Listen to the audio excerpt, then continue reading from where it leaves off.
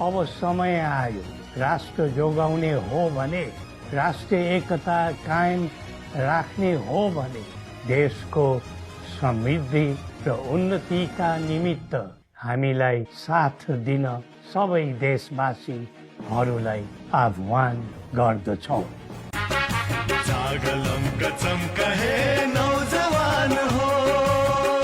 अवस्था बदल्न व्यवस्था बदलौं।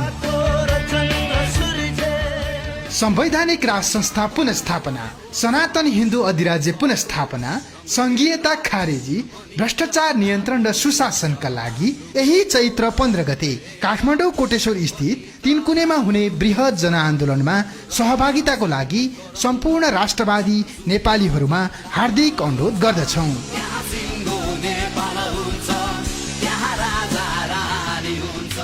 आयोजक संयुक्त जनआन्दोलन समिति।